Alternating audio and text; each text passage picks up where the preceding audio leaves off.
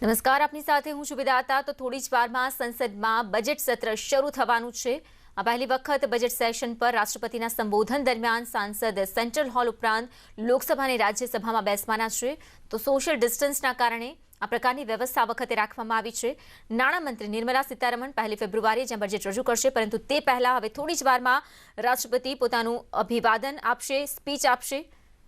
તો આપણે બતાવી રહ્યા છે પીએમ મોદી પણ પહોંચી ચૂક્યા છે। તો થોડી જ વારમાં રાષ્ટ્રપતિના આવકારને લઈને તમામ તૈયારીઓ જે કરી લેવામાં આવી છે તેમને આવકાર આપવામાં આવશે અને સાથે સાથે તેમની સ્પીચ હવે થોડી જ વારમાં શરૂ થવા જઈ રહી છે। તો સત્ર પહેલા રાષ્ટ્રપતિનું જે અભિવાદન છે તે કરવામાં આવ્યું છે। સાથે સાથે પીએમએ પણ ખાસ જે વ્યક્ત કરી છે પોતાની ભાવના। તેમનું કહેવું છે કે જ્યાં સુધી અમને લોકો અહીં પહોંચાડ્યા છે અને અમે તમામ જે કાર્યો છે લોકહિતના કાર્યો તે કાર્યો કરીશું। તો બીજી તરફ વિરોધ પક્ષ તરફથી સતત જોવું રહ્યું કે વિરોધ વ્યક્ત કરવાને લઈને જે કાર્યક્રમો અને જે જાહેર કરવામાં આવ્યા છે તેના પર હવે કેવો મત રહે છે। તો બજેટ સત્ર શરૂ થવા જઈ રહ્યું છે। થોડી જ વારમાં રાષ્ટ્રપતિ રામનાથ કોવિંદની સ્પીચની શરૂઆત થશે। પીએમ મોદીનો કાફલો પહોંચી ચૂક્યો છે, તો સાથે સાથે રાષ્ટ્રપતિને પણ આવકારી લેવામાં આવે છે અને અભિભાષણ તેમનું થોડી જ વારમાં શરૂ થનારું છે। તો સંસદના બજેટ સત્રને લઈને ઘણી આશા અપેક્ષાઓ છે, પરંતુ બીજી તરફ આ વખતે એવું બનવા જઈ રહ્યું છે કે રાષ્ટ્રપતિ રામનાથ કોવિંદની સ્પીચને બોયકોટ કરવામાં આવશે। આ અંગેની ખાસ જાહેરાત વિપક્ષ તરફથી કરવામાં આવી છે અને 18 પાર્ટીઓએ રાષ્ટ્રપતિ રામનાથ કોવિંદની સ્પીચનો બોયકોટ કરવાની જાહેરાત કરી, જેમાં કોંગ્રેસ, તૃણમૂલ કોંગ્રેસ, શિવસેના, અકાલી દળ સહિતના પક્ષો બોયકોટ કરશે। તો ગત સેશનમાં કેન્દ્ર સરકારે જે રીતે ત્રણેય કૃષિ કાયદાઓને પાસ કર્યા હતા તેની પદ્ધતિ અયોગ્ય હોવાની વાત રજૂ કરવામાં આવી છે। તો બીજી તરફ મક્કમ છે આ સત્ર વ્યવસ્થિત અને જે આયોજન છે તે મુજબનું પૂર્ણ થાય તેવી આશા પણ વ્યક્ત કરવામાં આવી છે પીએમ તરફથી। તો નાણામંત્રી આર્થિક સર્વે રજૂ કરશે, પરંતુ સત્ર પહેલા આજે રાષ્ટ્રપતિ રામનાથ કોવિંદની જે સ્પીચ છે, અભિભાષણ છે, તે થોડી જ વારમાં શરૂ થનારું છે। તો બજેટ સેશનમાં ત્રણેય કૃષિ કાયદા અને વિકાસ તેમજ કિસાન આંદોલન દરમિયાન 26મી જાન્યુઆરી જે દિલ્હીમાં હિંસા થઈ હતી તેનો મુદ્દો પણ ઉઠાવવામાં આવે તેવી સંભાવનાઓ છે।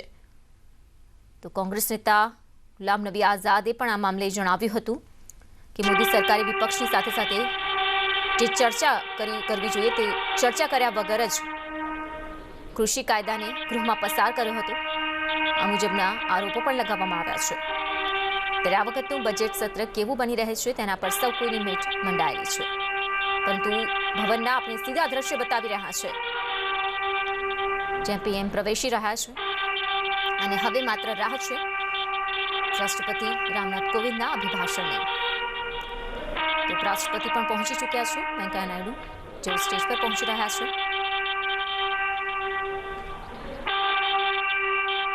સીધી તસવીરો, સીધા દ્રશ્ય આપણે બતાવી રહ્યા છે। તો સત્ર પહેલા રાષ્ટ્રપતિનું અભિભાષણ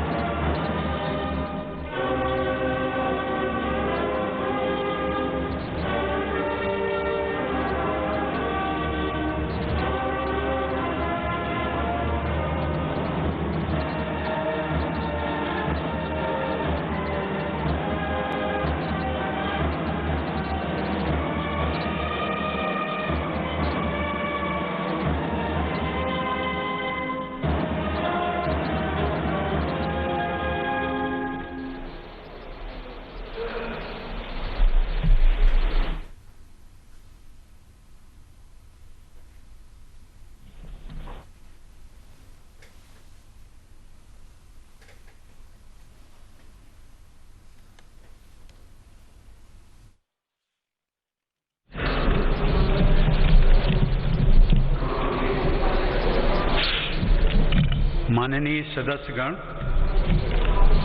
कोरोना वैश्विक महामारी के इस दौर में हो रहा संसद का ये संयुक्त सत्र बहुत महत्वपूर्ण है। नया वर्ष भी है, नया दशक भी है और इसी साल हम आज़ादी के 75वें वर्ष में भी प्रवेश करने वाले हैं।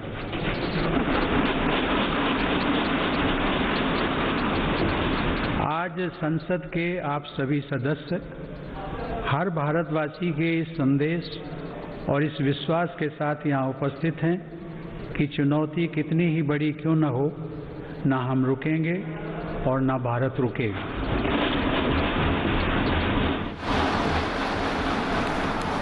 भारत जब जब एकजुट हुआ है तब तब उसने असंभव से लगने वाले लक्ष्यों को प्राप्त किया है। ऐसी ही एकजुटता और पूज्य बापू की प्रेरणा ने हमें सैकड़ों वर्षों की गुलामी से आज़ादी दिलाई थी।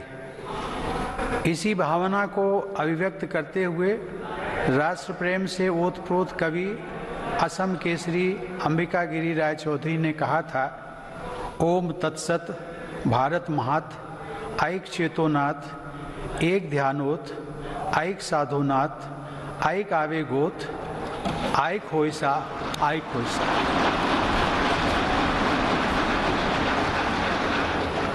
अर्थात भारत की महानता परम सत्य है। एक ही चेतना में, एक ही ध्यान में, एक ही साधना में, एक ही आवेग में, एक हो जाओ, एक हो जाओ। आज हम भारतीयों की यही एकजुटता, यही साधना देश को अनेक आपदाओं से बाहर निकाल कर लाई है। एक तरफ कोरोना जैसी वैश्विक महामारी, दूसरी तरफ अनेक राज्यों में बाढ़, कभी अनेक राज्यों में भूकंप, तो कभी बड़े बड़े साइक्लोन, टिड्डी दल के हमले से लेकर बर्ड फ्लू तक देशवासियों ने हर आपदा का डटकर सामना किया है। इसी काल में सीमा पर भी अप्रत्याशित तनाव बढ़ा। इतनी आपदाओं से इस दौरान हम सब देशवासियों के अप्रतिम साहस, संयम, अनुशासन और सेवा भाव के भी साक्षी बने हैं।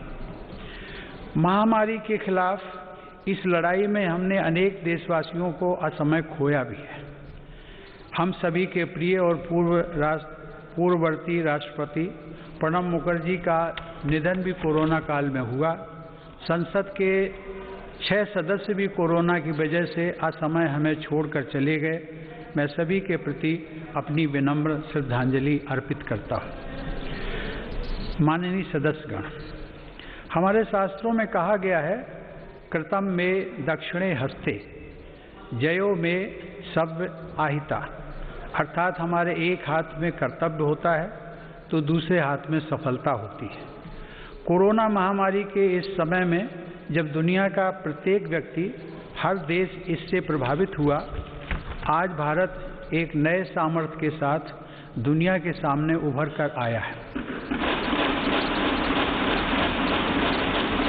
मुझे संतोष है कि मेरी सरकार के समय पर लिए गए सटीक फैसलों से लाखों देशवासियों का जीवन बचा है। आज देश में कोरोना के नए मरीजों की संख्या भी तेजी से घट रही है और जो संक्रमण से ठीक हो चुके हैं उनकी संख्या भी बहुत अधिक है।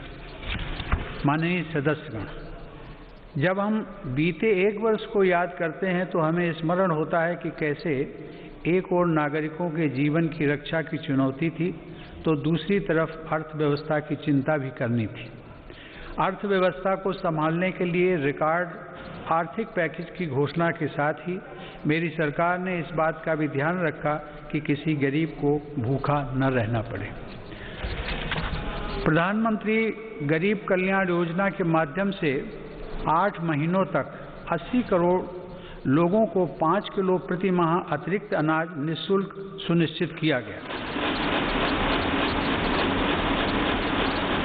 सरकार ने प्रवासी श्रमिकों, कामगारों और अपने घर से दूर रहने वाले लोगों की भी चिंता की। One nation, one ration card की सुविधा देने के साथ ही सरकार ने उन्हें निःशुल्क अनाज मुहैया कराया और उनके लिए श्रमिक स्पेशल ट्रेनें चलवाईं। महामारी के कारण शहरों से वापस आए प्रवासियों को उनके ही गांवों में काम देने के लिए मेरी सरकार ने 6 राज्यों में गरीब कल्याण रोजगार अभियान भी चलाया। इस अभियान की वजह से 50 करोड़ मैन डेज के बराबर रोजगार पैदा हुआ। सरकार ने रेहड़ी पटरी वालों और ठेला लगाने वाले भाई बहनों के लिए विशेष स्वनिधि योजना भी शुरू की। इसके साथ ही करीब 31,000 करोड़ रुपए गरीब महिलाओं के जन धन खातों में सीधे ट्रांसफर भी किए गए।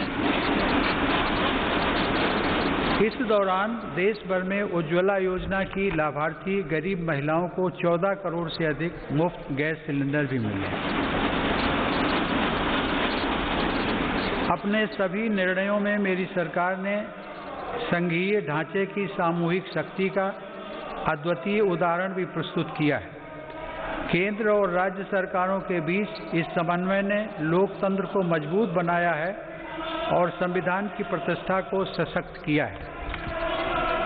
माननीय सदस्यगण, आचार्य चाणक्य ने कहा है, तृणम लघु तृणात् तूलम तूलादपि च याचकः वायुना किम न नीतो असो माम्यम या चयस्यति। अर्थात याचना करने वाले को घास के तिनके और रुई से भी हल्का माना गया है। रुई और तिनके को उड़ा ले जाने वाली हवा भी याचक को इसलिए अपने साथ उड़ाकर नहीं ले जाती कि कहीं वह हवा से भी कुछ मांग न ले। इस प्रकार हर कोई याचक से बचता है। इसका अभिप्राय यह है कि यदि अपने महत्व को बढ़ाना है तो दूसरों पर निर्भरता को कम करते हुए आत्मनिर्भर बनना होगा।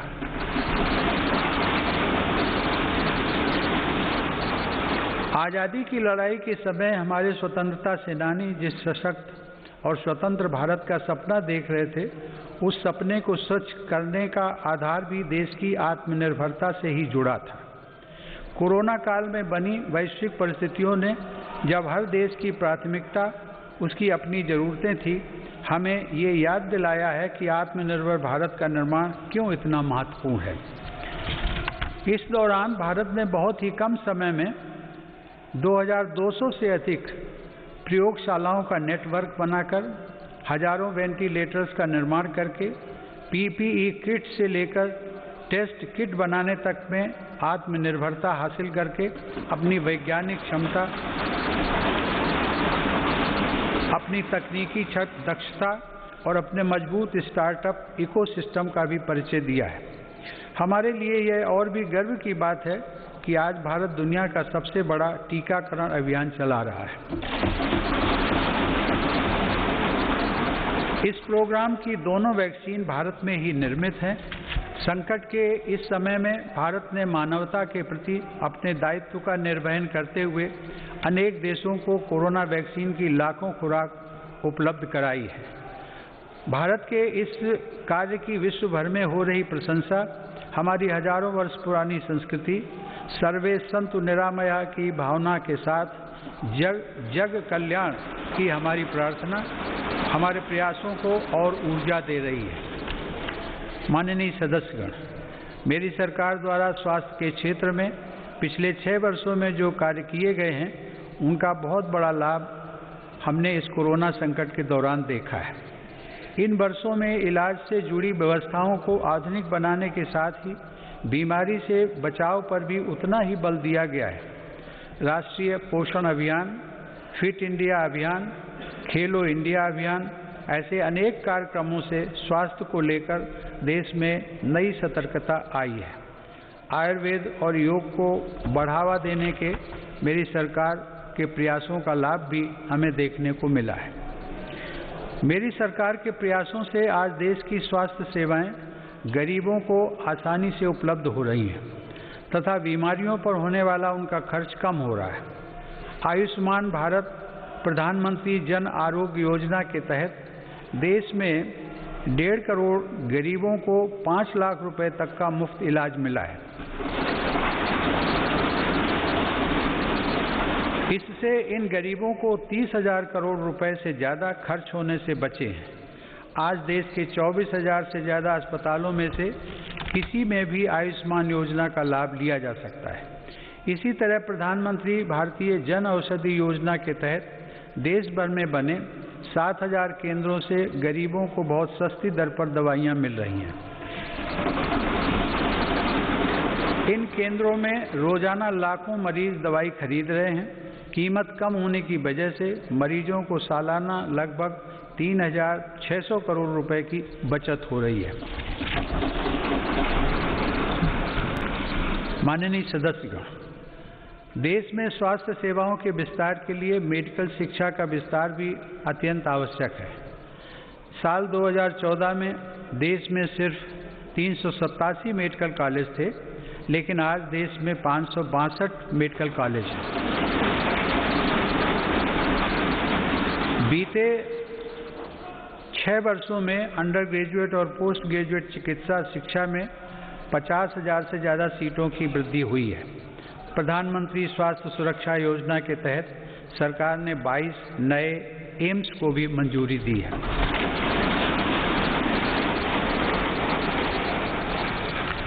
राष्ट्रीय चिकित्सा आयोग के साथ ही 4 स्वायत्त बोर्ड का गठन कर केंद्र सरकार ने चिकित्सा शिक्षा के क्षेत्र में ऐतिहासिक सुधारों की नींव रखी है। इन्हीं सुधारों के क्रम में दशकों पुरानी मेडिकल काउंसिल ऑफ इंडिया के स्थान पर नेशनल मेडिकल कमीशन की स्थापना की गई है। माननीय सदस्यगण, आत्मनिर्भर भारत अभियान केवल भारत में निर्माण तक ही सीमित नहीं है, बल्कि यह भारत के हर नागरिक का जीवन स्तर ऊपर उठाने तथा देश का आत्मविश्वास बढ़ाने का भी अभियान है। आत्मनिर्भर भारत का हमारा लक्ष्य आत्मनिर्भर कृषि से और सशक्त होगा। इसी सोच के साथ सरकार ने बीते 6 वर्षों में बीज से लेकर बाजार तक हर व्यवस्था में सकारात्मक परिवर्तन का प्रयास किया है, ताकि भारतीय कृषि आधुनिक भी बने और कृषि का विस्तार भी हो। इन्हीं प्रयासों के क्रम में मेरी सरकार ने स्वामीनाथन आयोग की सिफारिशों को लागू करते हुए लागत से 1.5 गुना MSP देने का फैसला भी किया है।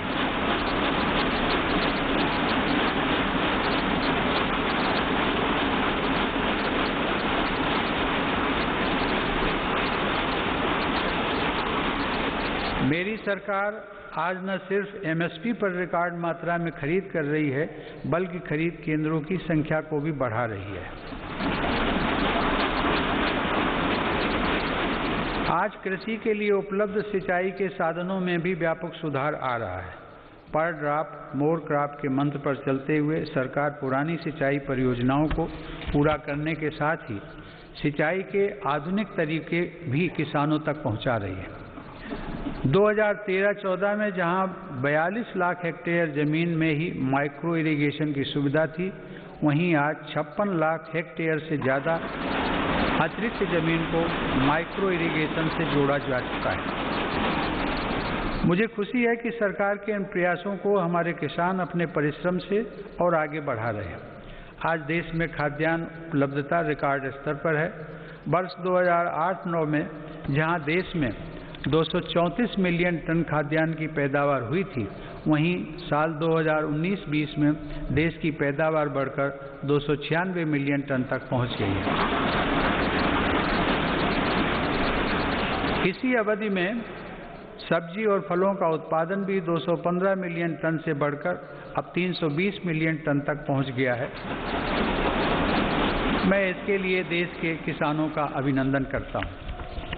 माननीय सदस्यगण, समय की मांग है कि कृषि क्षेत्र में हमारे जो छोटे और सीमांत किसान हैं, जिनके पास सिर्फ 1 या 2 हेक्टेयर जमीन होती है, उन पर विशेष ध्यान दिया जाए।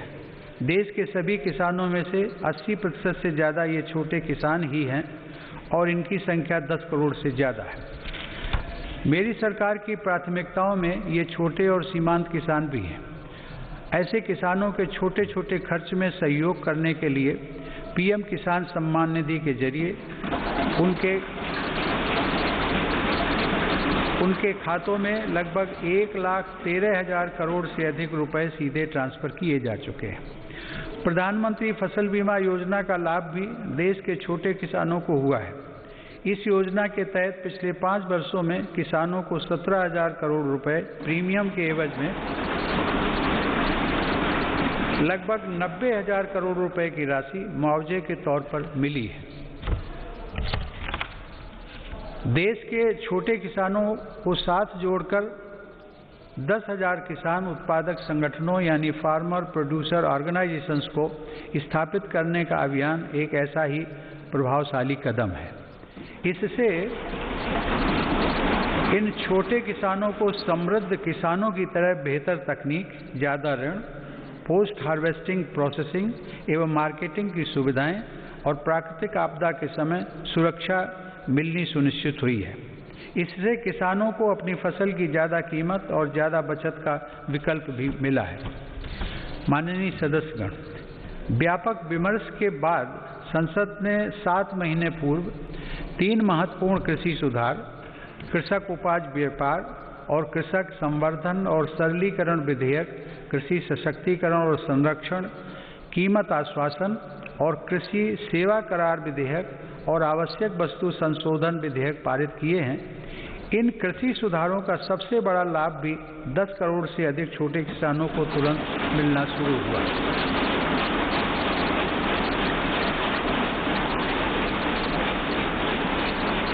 छोटे किसानों को होने वाले इन लाभों को समझते हुए ही अनेक राजनीतिक दलों ने समय समय पर इन सुधारों को अपना भरपूर समर्थन दिया था। देश में अलग अलग फोरम पर देश के हर क्षेत्र में 2 दशकों से जिन सुधारों की चर्चा चल रही थी और जो मांग हो रही थी, वह सदन में चर्चा के दौरान भी परिलक्षित हुई। वर्तमान में इन कानूनों का अमलीकरण देश की सर्वोच्च अदालत ने स्थगित किया हुआ है। मेरी सरकार उच्चतम न्यायालय के निर्णय का पूरा सम्मान करते हुए उसका पालन करेगी। लोकतंत्र और संविधान की मर्यादा को सर्वोपरि रखने वाली मेरी सरकार इन कानूनों के संदर्भ में पैदा किए गए भ्रम को दूर करने का निरंतर प्रयास कर रही है। मेरी सरकार ने लोकतंत्र में अभिव्यक्ति की आज़ादी और शांतिपूर्ण आंदोलनों का हमेशा सम्मान किया है, लेकिन पिछले दिनों हुआ तिरंगे और गणतंत्र दिवस जैसे पवित्र दिन का अपमान बहुत दुर्भाग्यपूर्ण है। जो संविधान हमें अभिव्यक्ति की आज़ादी का अधिकार देता है, वही संविधान हमें सिखाता है कि कानून और नियम का भी उतनी ही गंभीरता से पालन करना चाहिए। मेरी सरकार ये स्पष्ट करना चाहती है कि 3 नए कृषि कानून बनने से पहले पुरानी व्यवस्थाओं के तहत जो अधिकार थे तथा जो सुविधाएं थी, उनमें कहीं कोई कमी नहीं की गई है, बल्कि इन कृषि सुधारों के जरिए सरकार ने किसानों को नई सुविधाएं उपलब्ध कराने के साथ साथ नए अधिकार भी दिए हैं।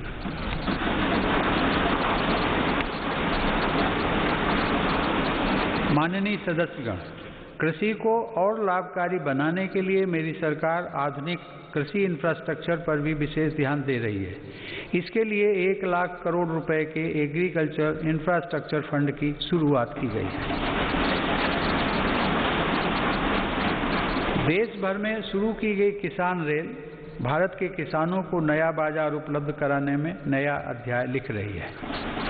यह किसान रेल एक तरह से चलता फिरता कोल्ड स्टोरेज है। अब तक 100 से ज़्यादा किसान रेलें चलाई जा चुकी हैं, जिनके माध्यम से 38,000 टन से ज़्यादा अनाज और फल सब्जियां एक क्षेत्र से दूसरे क्षेत्र तक किसानों द्वारा भेजी गई हैं। माननीय सदस्यगण, किसानों की आय बढ़ाने के लिए मेरी सरकार ने पशुधन को आय के स्रोत के रूप में स्थापित करने पर भी विशेष जोर दिया है। इसी का परिणाम है कि देश का पशुधन पिछले 5 वर्षों में सालाना 8.2% की दर से बढ़ रहा है। सरकार ने डेयरी क्षेत्र में बुनियादी ढांचे की स्थापना और निवेश को प्रोत्साहित करने के लिए 15,000 करोड़ रुपए के पशुपालन अवसंरचना विकास कोष की स्थापना भी की है। मेरी सरकार ने पशुपालन और मत्स्य पालन को भी कृषि क्षेत्र की तरह ही किसान क्रेडिट कार्ड की सुविधा दी है। देश में प्रधानमंत्री मत्स्य संपदा योजना के माध्यम से मछुआरों की आय को बढ़ाने के लिए भी काम हो रहा है। इस क्षेत्र में अगले 5 सालों में लगभग 20,000 करोड़ रुपए का निवेश करने की योजना है। किसानों की आमदनी बढ़ाने के लिए मेरी सरकार अन्नदाता को ऊर्जादाता बनाने का भी अभियान चला रही है। प्रधानमंत्री कुसुम योजना के तहत किसानों को 20 लाख सोलर पंप दिए जा रहे हैं। सरकार द्वारा गन्ने के सीरे, मक्का, धान इत्यादि से एथेनॉल के उत्पादन को भी बढ़ावा दिया जा रहा है। पिछले 6 वर्षों में सरकार की सकारात्मक नीतियों के कारण एथेनॉल का उत्पादन 38 करोड़ लीटर से बढ़कर 190 करोड़ लीटर हुआ है। यह उत्पादन इस वर्ष बढ़कर 320 करोड़ लीटर तक हो जाएगा, ऐसी उम्मीद है। एथेनॉल देश के किसानों की आय बढ़ाने का एक बड़ा जरिया बनकर उभर रहा है। माननीय सदस्यगण, पूज्य बापू आत्मनिर्भर आदर्श गांव के निर्माण की इच्छा रखते थे। इसी विचार को लेकर चल रही मेरी सरकार आज गांव के बहुआयामी विकास के लिए लगातार काम कर रही है। गांव के लोगों का जीवन स्तर सुधरे, यह मेरी सरकार की प्राथमिकता है। इसका उत्तम उदाहरण 2014 से गरीब ग्रामीण परिवारों के लिए बनाए गए 2 करोड़ घर हैं।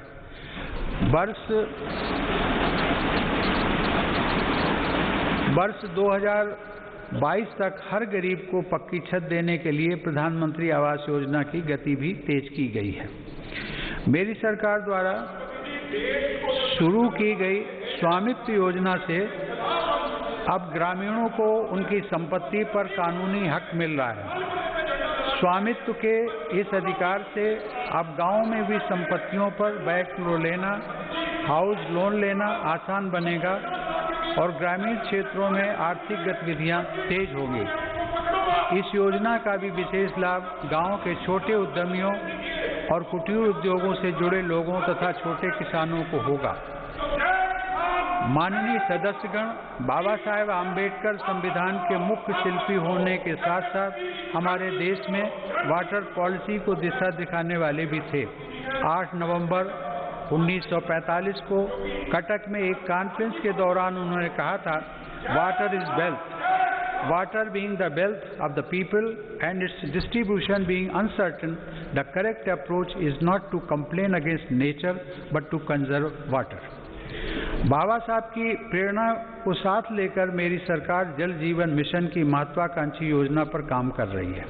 इसके तहत हर घर जल पहुंचाने के साथ ही जल संरक्षण पर भी तेज गति से काम किया जा रहा है। मुझे यह बताते हुए हर्ष है कि इस अभियान के तहत अब तक 3 करोड़ परिवारों को पाइप वाटर सप्लाई से जोड़ा जा चुका है। इस अभियान में अनुसूचित जातियों व जनजातियों के भाई बहनों तथा वंचित वर्गों के अन्य लोगों को प्राथमिकता के आधार पर पानी का कनेक्शन दिया जा रहा है। माननीय सदस्यगण, हमारे गांवों को 21वीं सदी की जरूरतों और इंफ्रास्ट्रक्चर से जोड़ने के लिए मेरी सरकार ने ग्रामीण सड़क नेटवर्क के विस्तार में भी सराहनीय काम किया है। प्रधानमंत्री ग्राम सड़क योजना के अंतर्गत देश के ग्रामीण क्षेत्रों में 6,42,000 किलोमीटर सड़क का निर्माण पूरा कर लिया गया। इस योजना के तीसरे चरण में ग्रामीण क्षेत्रों में बसावटों के साथ साथ स्कूलों, बाजारों और अस्पतालों आदि से जोड़ने वाले 1,25,000 किलोमीटर रास्तों को भी अपग्रेड किया जाएगा। गांव में सड़कों के साथ ही इंटरनेट की कनेक्टिविटी भी उतनी ही अहम है। हर गांव तक बिजली पहुंचाने के बाद मेरी सरकार देश के 6 लाख से अधिक गांवों को ऑप्टिकल फाइबर से जोड़ने के लिए अभियान चला रही है। माननीय सदस्यगण, हमारी अर्थव्यवस्था की आधारभूत ताकत हमारे गांव और छोटे शहरों में फैले हमारे लघु उद्योग, हमारे कुटीर उद्योग, MSMEs हैं। भारत को आत्मनिर्भर बनाने का बहुत बड़ा सामर्थ्य हमारे इन लघु उद्योगों के ही पास है। देश के कुल निर्यात में इनकी भागीदारी लगभग 50% की है। आत्मनिर्भर भारत के मिशन में MSMEs की भूमिका को बढ़ाने के लिए भी अनेक कदम उठाए गए हैं। MSMEs की परिभाषा में बदलाव हो, निवेश की सीमा बढ़ाना हो या फिर सरकारी खरीद में वरीयता, अब लघु और कुटीर उद्योगों को विकास के लिए जरूरी प्रोत्साहन मिला है। 3 लाख करोड़ रुपए की इमरजेंसी क्रेडिट गारंटी योजना, मुश्किल में फंसे MSMEs के लिए 20,000 करोड़ की विशेष योजना और फंड ऑफ फंड्स जैसे प्रयासों ने लाखों लघु उद्यमियों को लाभ पहुंचाया है। जेम पोर्टल से देश के दूर दराज वाले क्षेत्रों के MSMEs को सरकारी खरीद में पारदर्शिता के साथ साथ अधिक भागीदारी भी मिल रही है। मेरी सरकार की यह निरंतर कोशिश है कि उद्यमशीलता का लाभ देश के हर वर्ग को मिले। हुनर हाट और उस्ताद योजना के माध्यम से लाखों शिल्पकारों का कौशल विकास भी किया जा रहा है और उनको रोजगार के अवसर दिए जा रहे हैं। इन लाभार्थियों में आधे से अधिक महिला शिल्पकार हैं। ई-हाट के माध्यम से इन शिल्पकारों को पूरी दुनिया के खरीदारों से जोड़ा जा रहा है। आत्मनिर्भर भारत में महिला उद्यमियों की विशेष भूमिका है। मेरी सरकार ने महिलाओं को स्वरोजगार के नए अवसर देने के लिए कई कदम उठाए हैं। मुद्रा योजना के तहत अब तक 25 करोड़ से ज़्यादा ऋण दिए जा चुके हैं, जिसमें से लगभग 70% ऋण महिला उद्यमियों को मिले हैं। दीनदयाल अंत्योदय योजना राष्ट्रीय ग्रामीण आजीविका मिशन के अंतर्गत देश में आज 7 करोड़ से अधिक महिला उद्यमी करीब 66 लाख स्वयं सहायता समूहों से जुड़ी हुई हैं। बैंकों के माध्यम से इन महिला समूहों को पिछले 6 वर्षों में 3,40,000 करोड़ रुपए का ऋण दिया गया। देश के ग्रामीण क्षेत्रों में कार्यरत महिलाओं के स्वास्थ्य को ध्यान में रखते हुए सरकार 1 रुपए में सुविधा सैनिटरी नैपकिन देने की योजना भी चला रही है। सरकार गर्भवती महिलाओं के मुफ्त चेकअप की मुहिम एवं राष्ट्रीय पोषण अभियान चलाकर उन्हें आर्थिक मदद देकर गर्भवती माताओं एवं शिशुओं के स्वास्थ्य की रक्षा के लिए निरंतर प्रयत्नशील है। इसी का परिणाम है कि देश में मातृ मृत्यु दर 2014 में प्रति लाख 130 से कम होकर 113 तक आ गई है। 5 वर्ष से कम आयु के बच्चों की मृत्यु दर भी पहली बार घटकर 36 तक आ गई है, जो वैश्विक दर 39 से कम है। महिलाओं की समान भागीदारी को आवश्यक मानने वाली मेरी सरकार नए नए क्षेत्रों में बहनों बेटियों के लिए नए अवसर बना रही है। भारतीय वायुसेना की फाइटर स्ट्रीम हो, मिलिट्री पुलिस में महिलाओं की नियुक्ति हो या फिर अंडरग्राउंड माइंस में तथा ओपन कास्ट माइंस में महिलाओं को रात्रि में कार्य करने की अनुमति, ये सभी निर्णय पहली बार मेरी सरकार ने ही लिए हैं। महिला सुरक्षा को ध्यान में रखते हुए वन स्टॉप सेंटर, अपराधियों का राष्ट्रीय database, emergency response support system और देश भर में फास्ट ट्रैक कोर्ट पर तेजी से काम किया गया। माननीय सदस्यगण, 21वीं सदी की वैश्विक आवश्यकताओं और चुनौतियों को ध्यान में रखते हुए सरकार ने राष्ट्रीय शिक्षा नीति की घोषणा की है। राष्ट्रीय शिक्षा नीति में पहली बार छात्रों को अपनी रुचि के हिसाब से विषय पढ़ने की आज़ादी दी गई है। किसी कोर्स के बीच में भी विषय और स्ट्रीम बदलने का विकल्प युवाओं को दिया गया है। मेरी सरकार ने ई-विद्या के अंतर्गत स्कूली शिक्षा के लिए दीक्षा ऑनलाइन पोर्टल को one nation one digital platform के रूप में विकसित किया है। विद्यार्थियों के हितों के लिए संवेदनशील मेरी सरकार ने JEE और नीट परीक्षाओं का भी सफल आयोजन कर उनका 1 साल व्यर्थ होने से बचाया है। माननीय सदस्यगण, मेरी सरकार का मानना है कि सबसे ज़्यादा वंचित वर्गों की सामाजिक और आर्थिक विकास की यात्रा गुणवत्ता युक्त शिक्षा से आरंभ होती है। सरकार की विभिन्न छात्रवृत्ति योजनाओं का लाभ ऐसे ही 3 करोड़ 20 लाख से ज़्यादा विद्यार्थियों को मिल रहा है। इनमें अनुसूचित जाति, पिछड़ा वर्ग, वनवासी एवं जनजातीय वर्ग और अल्पसंख्यक समुदाय के छात्र छात्राएं शामिल हैं। सरकार का प्रयास है कि ज़्यादा से ज़्यादा पात्र और ज़रूरतमंद विद्यार्थियों को छात्रवृत्तियों का लाभ मिले।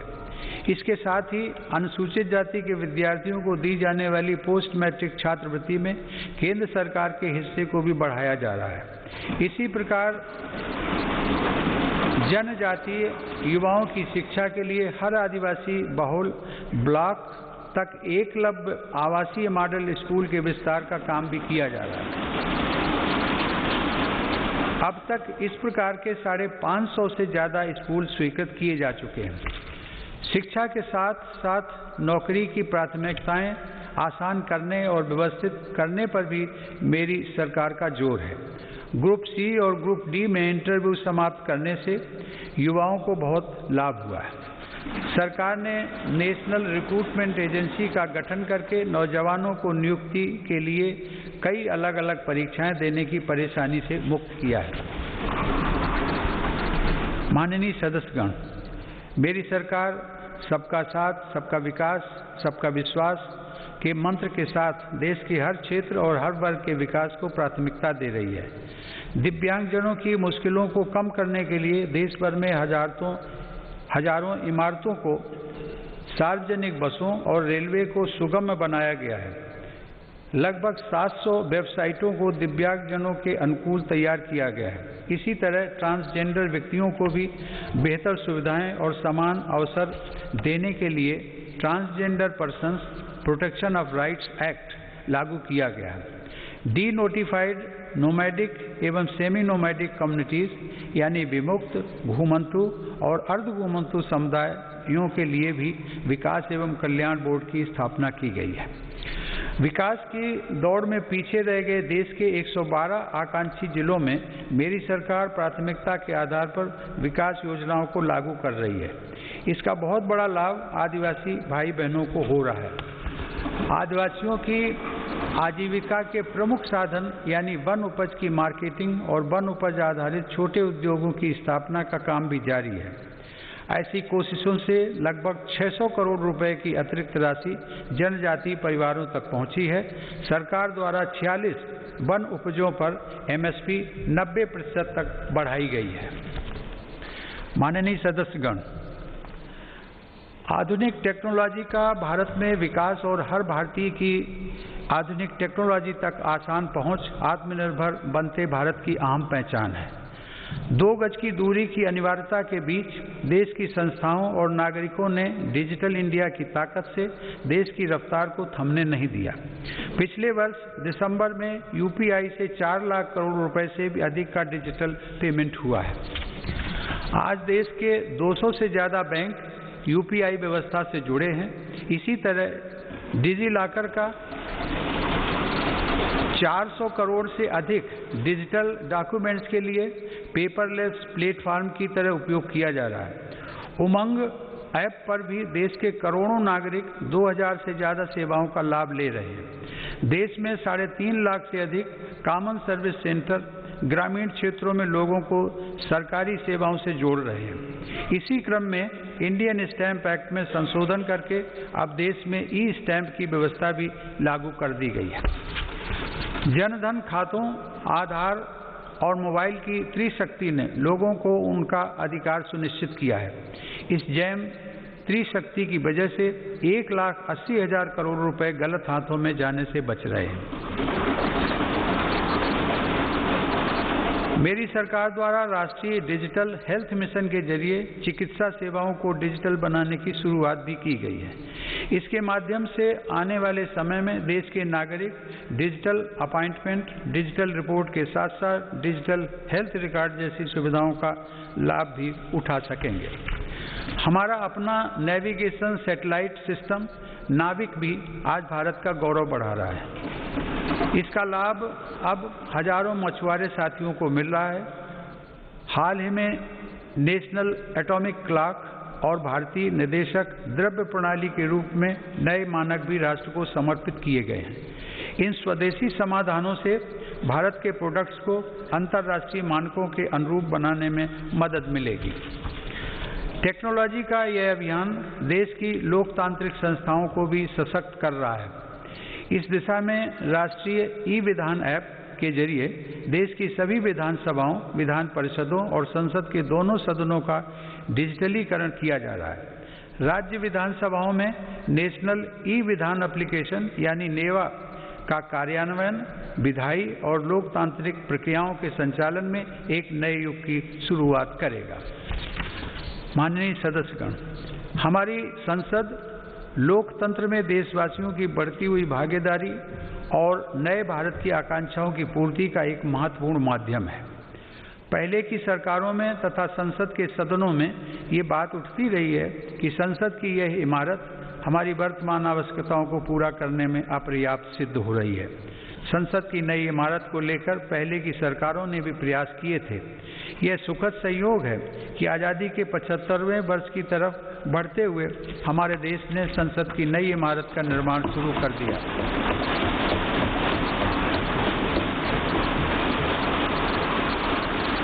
नए संसद भवन के बनने से अपने संसदीय दायित्वों को निभाने में हर सदस्य को अधिक सुविधा मिलेगी। माननीय सदस्यगण, देशवासियों ने जिस तेजी से तकनीक और बदलाव को आत्मसात किया है वह इस बात का प्रमाण है कि आज हर भारतीय देश को नई ऊंचाई पर पहुंचते हुए देखने के लिए कितना आतुर है। देशवासियों की आकांक्षाओं को ध्यान में रखते हुए मेरी सरकार तेजी से निर्णय ले रही है और अर्थव्यवस्था से जुड़े हर सेक्टर में ऐसे सुधार कर रही है जिनकी प्रतीक्षा वर्षों से थी। फेसलेस टैक्स असेसमेंट और अपील की सुविधा देने के साथ ही मेरी सरकार ने देश में उद्यमशीलता को प्रोत्साहित करने के लिए कंपनी अधिनियम के अनेक प्रावधानों को गैर आपराधिक बना दिया है।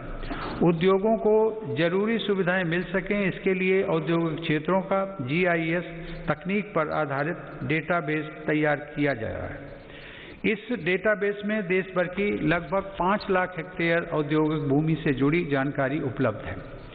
मुझे खुशी है संसद के दोनों सदनों ने श्रमेव जयते की भावना पर चलते हुए श्रमिकों के जीवन में बदलाव लाने वाला निर्णय लिया है। 29 केंद्रीय श्रम कानूनों को कम करके 4 लेबर कोड बनाए गए। इन श्रम सुधारों में राज्यों ने भी अगुवाई की है। इन सुधारों से श्रम कल्याण का दायरा बढ़ेगा, श्रमिकों को निश्चित समय पर मजदूरी मिल पाएगी और रोजगार के ज़्यादा अवसर तैयार होंगे। नए लेबर कोड हमारी महिला श्रमिकों की अधिक और सम्मानजनक भागीदारी भी सुनिश्चित करते हैं।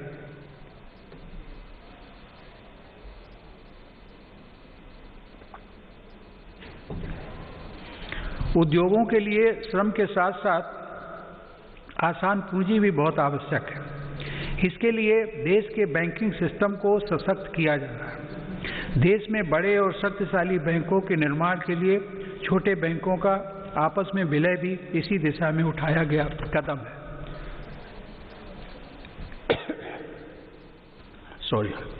मैन्युफैक्चरिंग से जुड़े 10 सेक्टर्स के लिए पहली बार देश में लगभग 1.5 लाख करोड़ रुपए की प्रोडक्शन लिंक्ड इंसेंटिव स्कीम लागू की गई है। इसका लाभ इलेक्ट्रॉनिक्स सहित अनेक दूसरे सामान की मैन्युफैक्चरिंग में दिखने भी लगा है। देश और विदेश की अनेक बड़ी कंपनियों ने भारत में इन योजनाओं के तहत काम शुरू कर दिया है। मेरी सरकार भारत में बने सामान के उपयोग के लिए जन भागीदारी को प्रोत्साहित कर रही है।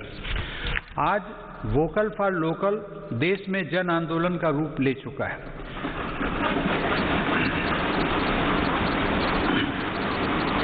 भारत में बने सामान के प्रति भावनात्मक लगाव के साथ ही गुणवत्ता में भी श्रेष्ठ हों, इस दिशा में काम किया जा रहा है। देश में ईज ऑफ डूइंग बिजनेस में सुधार के लिए भी निरंतर कदम उठाए जा रहे हैं। इसके लिए राज्यों के बीच स्वस्थ प्रतिस्पर्धा को प्रोत्साहित किया जा रहा है।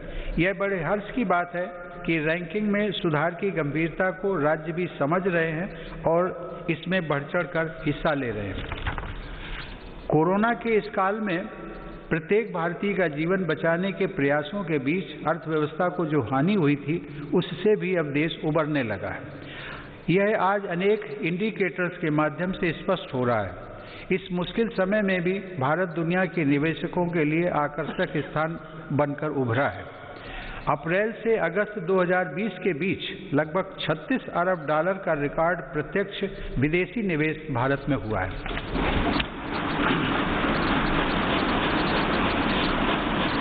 माननीय सदस्यगण, मेरी सरकार मानती है कि देश में आधुनिक इंफ्रास्ट्रक्चर का निर्माण नए और आत्मनिर्भर भारत के लिए मजबूत नींव का काम करेगा। कोरोना काल में भी इंफ्रास्ट्रक्चर के अनेक बड़े प्रोजेक्ट्स पर तेजी से काम करना होना और उनको पूरा करना हमारी प्रतिबद्धता को दर्शाता है।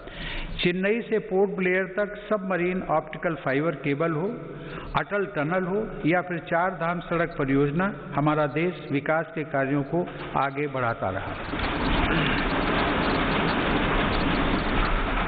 कुछ दिन पहले ही पूर्वी और पश्चिमी डेडिकेटेड फ्रेट कॉरिडोर के सेक्शंस देश को समर्पित किए गए। ये फ्रेट कॉरिडोर पूर्वी भारत में औद्योगिकरण को प्रोत्साहन देने के साथ ही रेल यात्रा में होने वाली अनावश्यक देरी को भी कम करेंगे।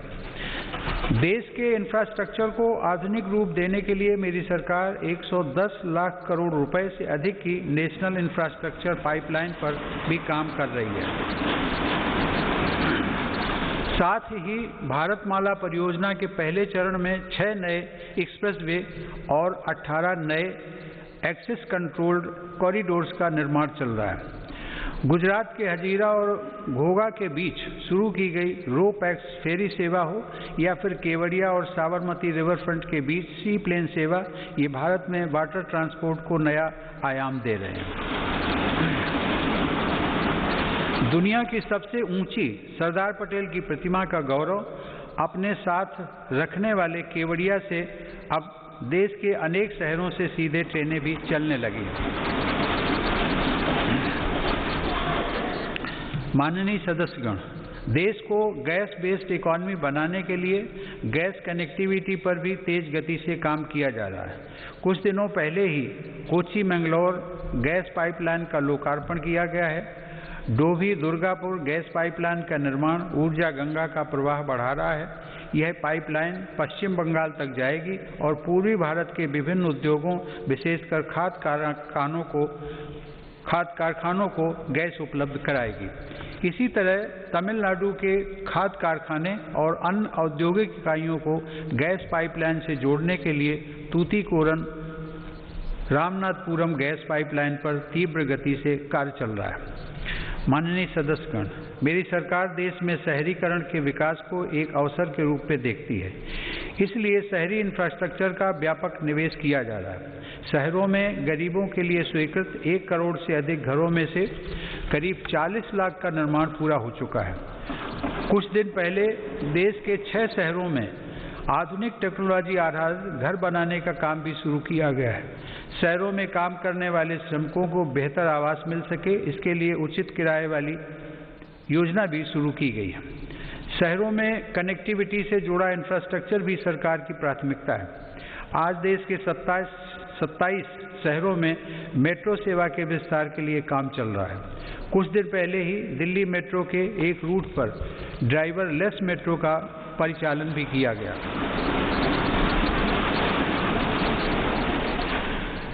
शहरों में रीजनल रैपिड ट्रांजिट सिस्टम्स के निर्माण से भी पब्लिक ट्रांसपोर्ट को बेहतर बनाया जा रहा है। कॉमन मोबिलिटी कार्ड के देश भर में हो रहे विस्तार से देश के शहरों में यात्रा और आसान होगी। माननीय सदस्यगण, मेरी सरकार पूर्वी भारत के संपूर्ण और संतुलित विकास के लिए पूरी तरह से प्रतिबद्ध है। पूर्वोत्तर की भौगोलिक, सांस्कृतिक, भाषाई विशेषताओं और सामाजिक पहचान को सुरक्षित रखते हुए तेज विकास की नीति पर काम किया जा रहा है। ब्रह्मपुत्र नदी असम सहित उत्तर पूर्वी राज्यों की जीवन धारा है। इसी जीवन धारा को आर्थिक गतिविधियों का आधार बनाकर विभिन्न राष्ट्रीय जलमार्गों के आरंभ के लिए काम हो रहा है। इसका लाभ पूर्वोत्तर के किसानों, युवाओं और उद्यमियों को सभी को मिलेगा।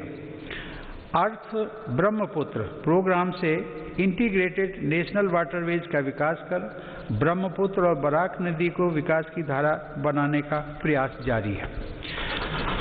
मेरी सरकार ने पूर्वोत्तर में स्थायी शांति के लिए संवेदनशीलता और सहभागिता की जिस नीति के साथ काम किया, उसका लाभ आज साफ दिख रहा है। आज पूर्वोत्तर में उग्रवाद समाप्ति की ओर है और हिंसा की घटनाओं में बड़ी कमी आई है। हिंसा के रास्ते पर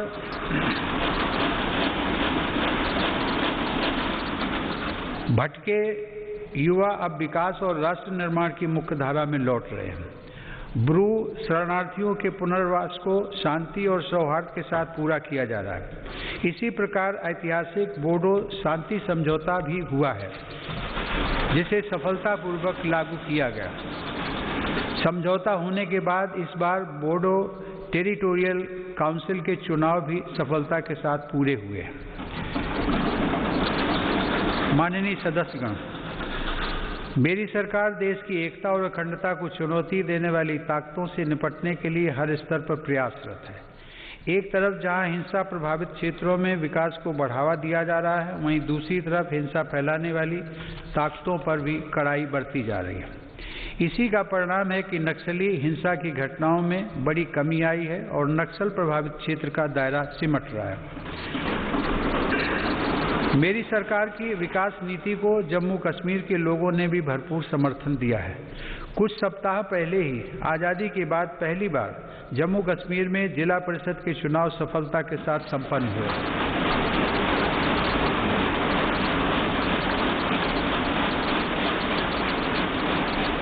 बड़ी संख्या में मतदाताओं की भागीदारी ने दर्शाया है कि जम्मू कश्मीर नए लोकतांत्रिक भविष्य की तरफ तेजी से आगे बढ़ चला है। प्रदेश के लोगों को नए अधिकार मिलने से उनका सशक्तिकरण हुआ है। आयुष्मान भारत सेहत योजना लागू होने के बाद जम्मू कश्मीर के हर परिवार को 5 लाख रुपए तक के मुफ्त इलाज का लाभ मिलना तय हुआ है।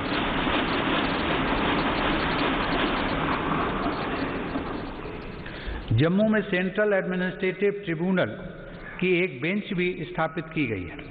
केंद्र शासित प्रदेश बनने के बाद कुछ महीने पहले लद्दाख स्वायत्त पर्वतीय विकास परिषद के चुनाव की प्रक्रिया भी सफलतापूर्वक संपन्न हुई है। अब लद्दाख के लोग स्वयं अपने प्रदेश के विकास से जुड़े निर्णय और तेजी से ले रहे हैं। माननीय सदस्यगण, इस कोरोना काल में हम जब देश के भीतर आपदाओं से निपट रहे थे, तब हमारी सीमा पर भी देश के सामर्थ्य को चुनौती देने के प्रयास किए गए।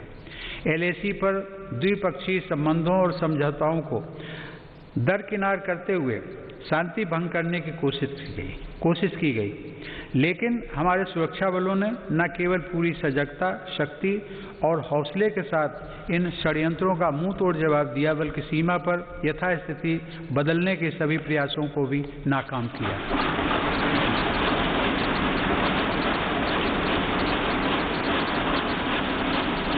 हमारे जांबाजों ने जिस संयम, शौर्य और पराक्रम का परिचय दिया, उसकी जितनी भी सराहना की जाए कम है।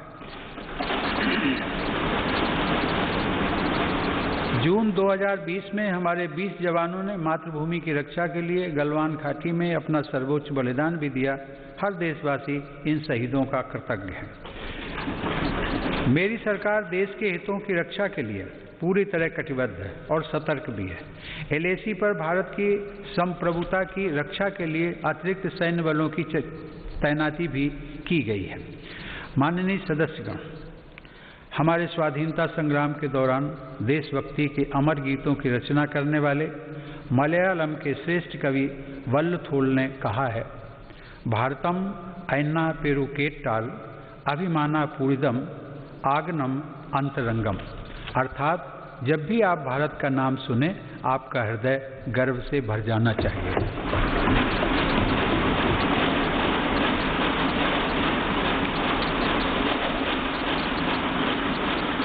मेरी सरकार भविष्य के भारत की व्यापक भूमिका को देखते हुए अपनी सैन्य तैयारियों को सशक्त करने में जुटी है। आज अनेक आधुनिक साजो सामान भारत की सैन्य क्षमता का हिस्सा बन रहे हैं। रक्षा क्षेत्र में आत्मनिर्भरता पर भी सरकार का जोर है। कुछ दिन पहले ही सरकार ने HAL को 83 स्वदेशी लड़ाकू विमान तेजस के निर्माण का ऑर्डर दिया है। इस पर 48,000 करोड़ रुपए खर्च होंगे। सरकार द्वारा मेक इन इंडिया को बढ़ावा देने के लिए रक्षा से जुड़े 100 से अधिक सामानों के आयात पर रोक लगा दी गई है। इसी तरह supersonic torpedo, quick reaction missile, tank और स्वदेशी राइफलों सहित अनेक अत्याधुनिक हथियार देश में ही बन रहे हैं। आज भारत रक्षा सामान के निर्यात के क्षेत्र में भी तेजी से अपनी बहुत लंबा समय इन्हीं परिस्थितियों में गुजारा है। हमारे जिस कार्य से गरीब भाई बहनों की चिंता, उनका दुख और तकलीफ कम हो सके, उन्हें अधिक से अधिक मूलभूत सुविधाओं के साथ जोड़कर सशक्तिकरण और आत्मसम्मान के पथ पर आगे बढ़ाया जा सके, ऐसा प्रत्येक कार्य इस संसद में हमारी उपस्थिति को सार्थक बनाएगा। मुझे गर्व है कि मेरी सरकार पूरी निष्ठा और ईमानदार नियत के साथ पिछले 6 वर्षों से इस दिशा में निरंतर काम कर रही है, फैसले ले रही है तथा उन्हें लागू कर रही है। माननीय सदस्यगण, वीरता, अध्यात्म और प्रतिभाओं की भूमि पश्चिम बंगाल के सपूत गुरुदेव रविंद्रनाथ टैगोर के बड़े भाई ज्योतिरिंद्रनाथ टैगोर ने देश प्रेम से भरे एक ओजस्वी गीत की रचना की थी। उन्होंने लिखा था, चौल रे सौबे भारोत संतान, मातृभूमि कोरे आवाहन, वीर ओ दौर पे पौरुष गौरवे, सादरे साध सावे देशेर कल्याण। अर्थात मातृभूमि आह्वान कर रही है कि भारत की संतानों सभी मिलजुल कर चलते रहो, वीरता के स्वाभिमान तथा पौरुष के गर्व के साथ तुम सभी देश के कल्याण की निरंतर कामना करते रहो। आइए हम सब मिलकर आगे बढ़ें, सभी देशवासी मिलकर आगे बढ़ें, अपना कर्तव्य निभाएं और राष्ट्र निर्माण में अपना योगदान दें। आइए भारत को आत्मनिर्भर बनाएं।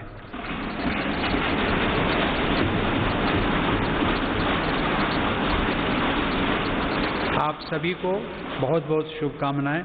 जय Hind.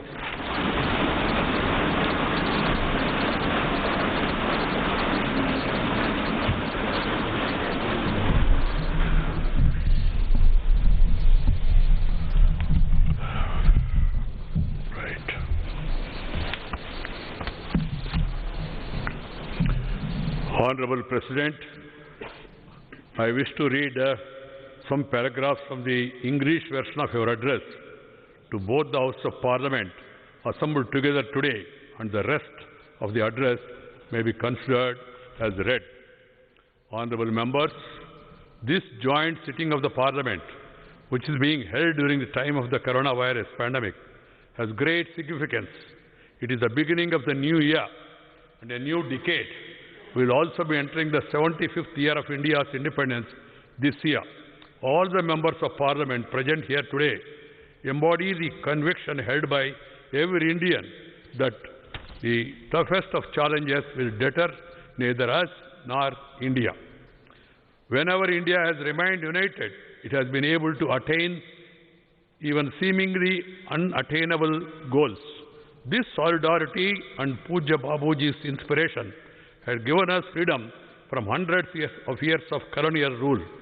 Echoing the same spirit, Assam Kesari, Ambika Giri Rai Chaudhary, the nationalist poet, said, Om Tat Sat Bharat Mata Ek Chetanat Ek Dhyanat, Ek Sadhonat Ek Avegat Ek Hoija Ek Hoija. That is, India's grandeur is the ultimate truth. In one single consciousness, one thought, one devotion, one inspiration, let us unite, let us unite. This unity and dedication of Indians have enabled country to overcome multiple adversities. Our country has faced every crisis with fortitude, be it coronavirus, floods, earthquakes, or major cyclones in several states, locust attack or bird flu. The recent past also saw an unprecedented escalation in tension along the border. The nation stood together, battled crisis on multiple fronts, and surmounted every challenge. During this period, we will all have also witnessed unparalleled courage, endurance, discipline, and spirit of service of our countrymen.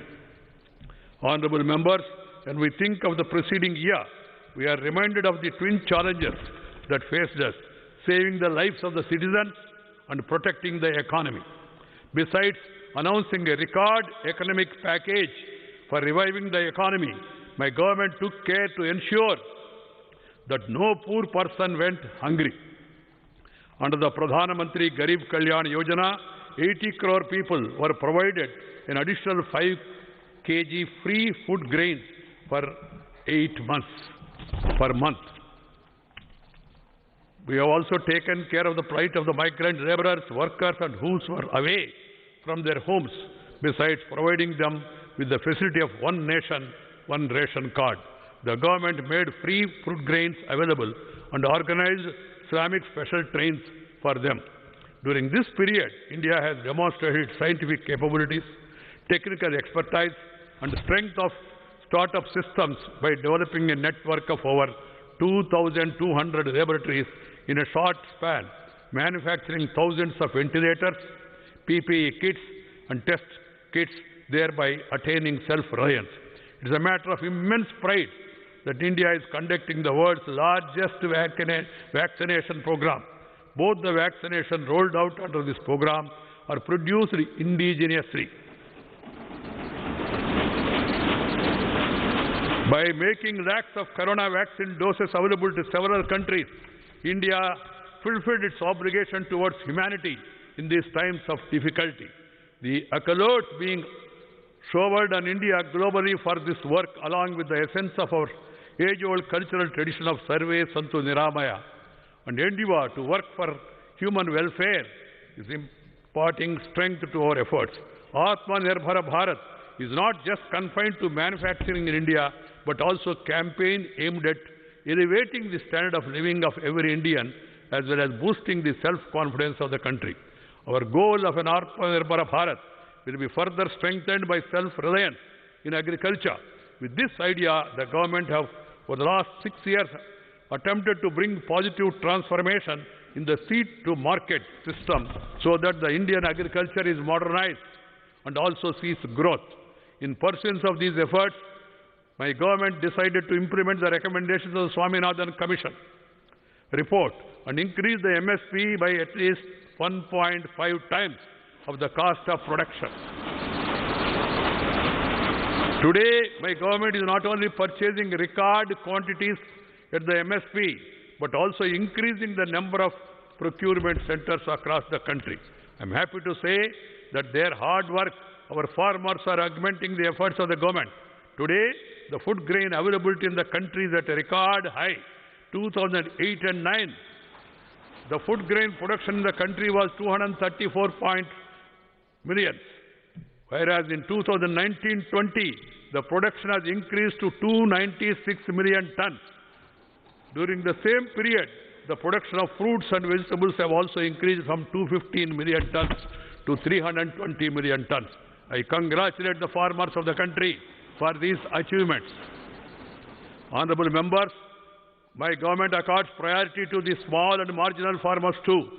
In order to provide expenditure support to these farmers, almost 1,13,000 crore rupees have been directly transferred to their bank accounts under the Pradhan Mantri Kisan Samman Nidhi, Pradhan Mantri Fasal Bhima Yojana.